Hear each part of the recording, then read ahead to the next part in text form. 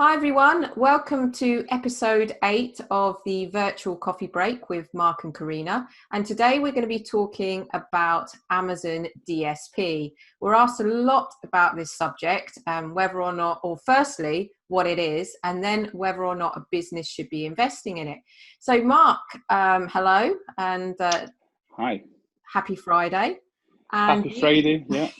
You are our DSP guru, so I'm going to throw it over to you and first off ask you the most basic of questions, as in, what is Amazon DSP? Amazon DSP guru, careful of that because that's going to probably invite some tricky questions that I might not know the answer to.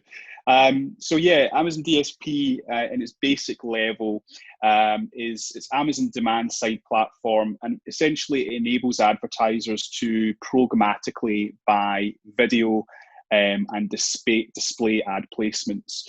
That will be on Amazon properties such as Amazon.co.uk, IMDb, but also on other publisher websites. So basically have the chance to reach your potential customer base on and off of Amazon as a quick overview. Awesome. And then that's the main question that we get. Well, that's the first question of what is DSP, but then we always get asked, well, you know, why invest? Because there's quite a cost to DSP compared to sponsored ads. And for those that are watching, sponsored ads is Amazon sponsored ads when you're actually doing paid advertising within Amazon's ecosystem, within Amazon's website. And what are those different benefits involved to a company investing in such an amount? Yeah, so I think even before you look at investment, it's probably understanding where Amazon DSP fits into the overall marketing funnel. So, for example, let's split that marketing funnel into kind of 5 sections. So at the top, you have awareness, consideration, purchase intent, purchase experience, and then purchase. There's a lot of kind of misconceptions that Amazon DSP only services the upper funnel of that marketing funnel. And actually that's incorrect. Amazon DSP actually caters for the entire funnel.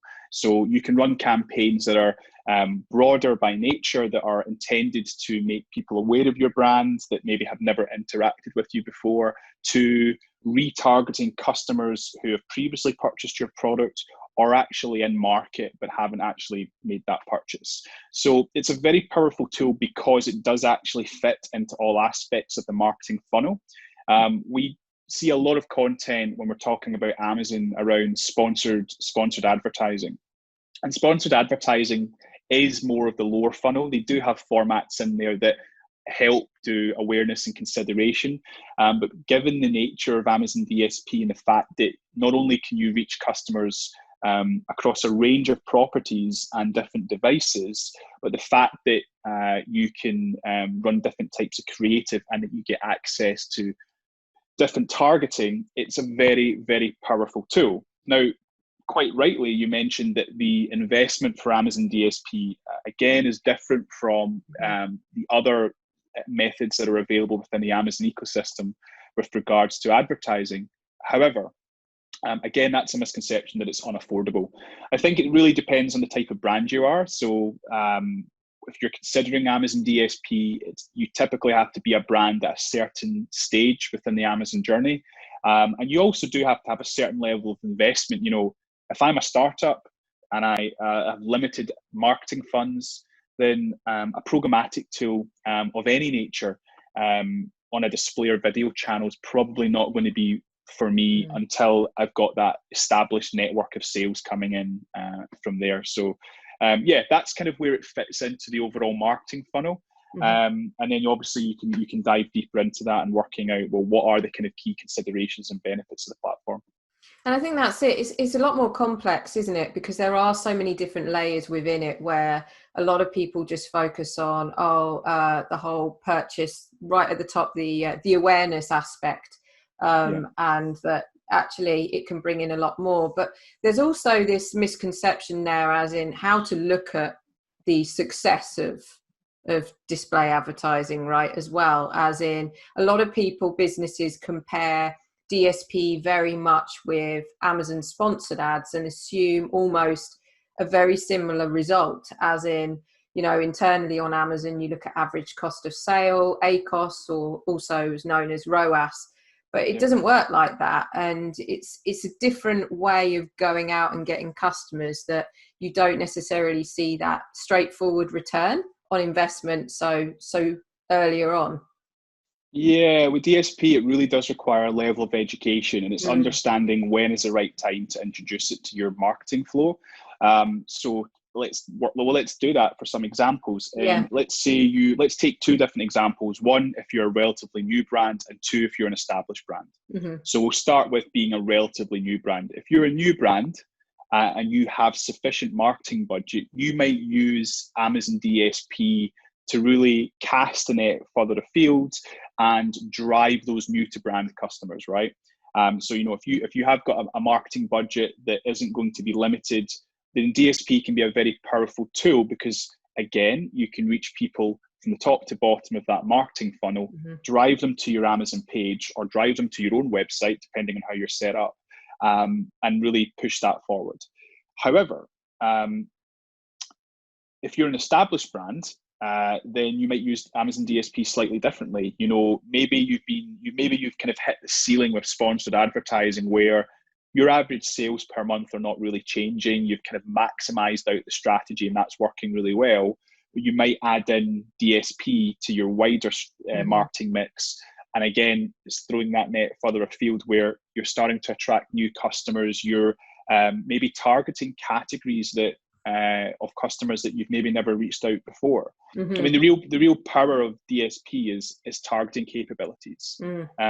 Arguably, it's one of the most powerful advertising platforms available, and it's still in its infancy compared to the likes of Google and Facebook, and they have similar based services. But Amazon has billions of shopping habits and behavioral data that are put into dedicated segments. And it's those segments that brands on Amazon DSP can target. There's hundreds of thousands of them. And even more recently, Amazon's announced that you can actually target Prime Video customers. So I haven't actually done it yet, so I haven't seen what it looks like, but I would imagine it will be to do with the genre of content that people they're engaging with. So that's really interesting.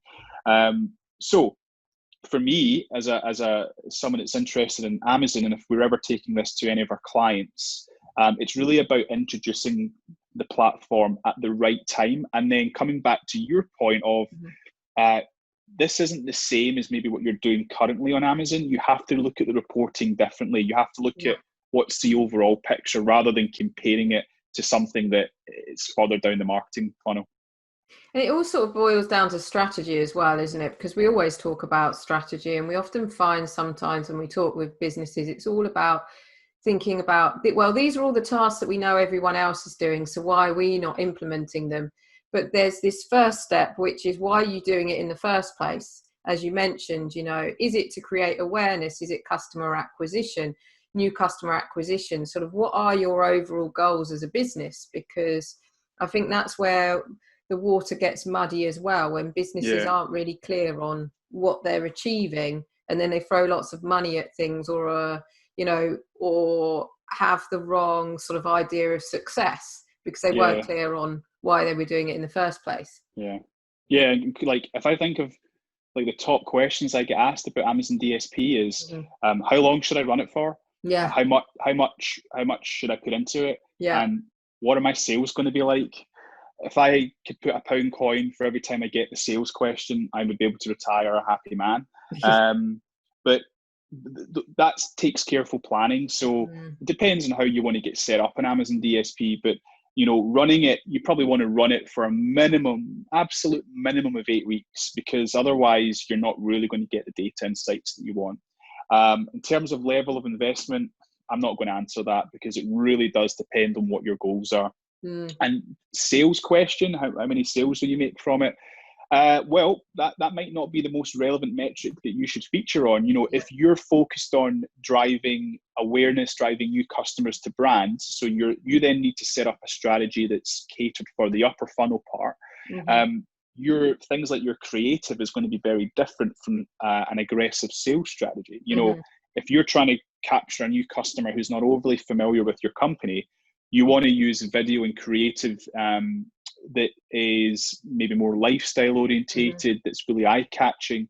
Whereas if you are running an aggressive sales tactic in Amazon DSP, and you're maybe retargeting existing customers or retargeting people who haven't purchased your product, you might go with a more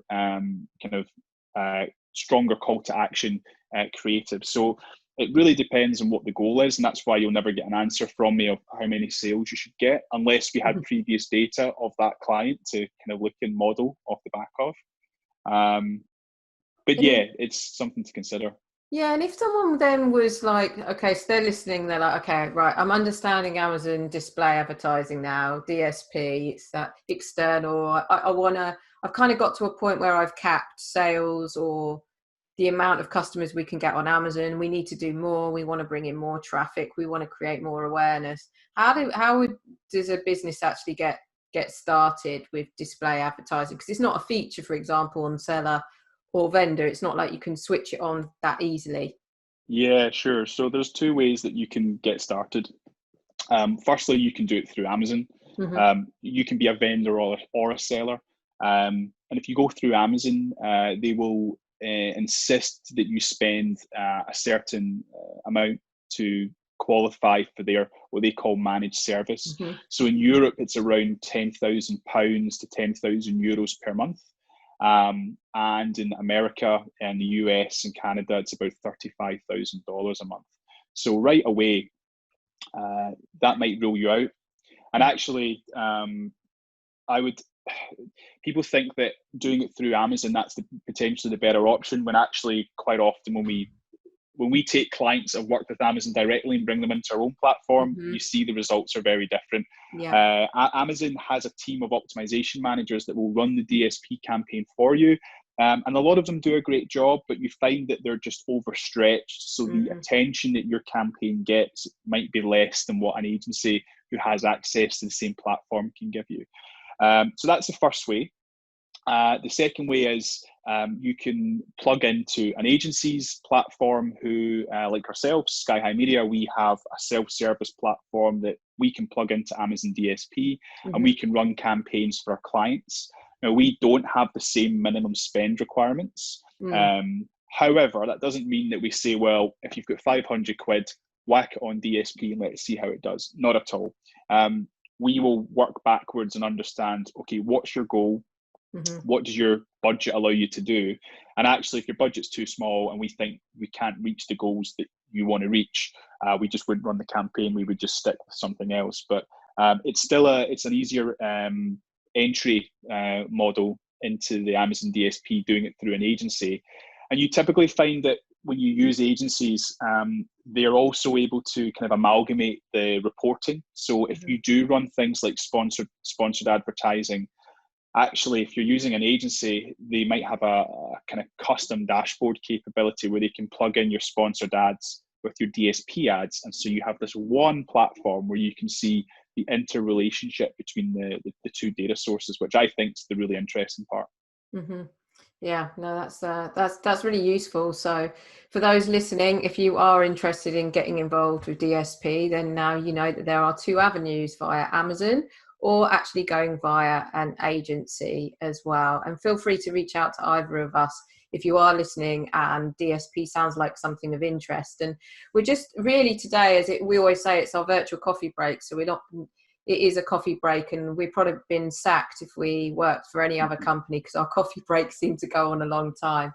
But we're trying to shorten them over the weeks. And so really it's just this is just touching on really the basics, as in what is DSP, and then over the next coming weeks we're going to start going into more depth on topics, and a lot of that depth will also come from those listening that send us in questions. So keep sending in those questions because it's really effective for us to understand actually what are the particular areas that might be more challenging for brands, or what are those areas that are unanswered where you can't, where you still, would you like experts or specialists in those areas to give you a bit more insight. So I think that's really useful. Unless you want to summarize any points that you've mentioned, I think covered a I lot think off there. that's it. Yeah, I think we'll probably just zone into some of those areas further Mm-hmm. down the line. But I think you hit the nail on the head there. Love to get everyone's questions. And if there's something you want to learn more about,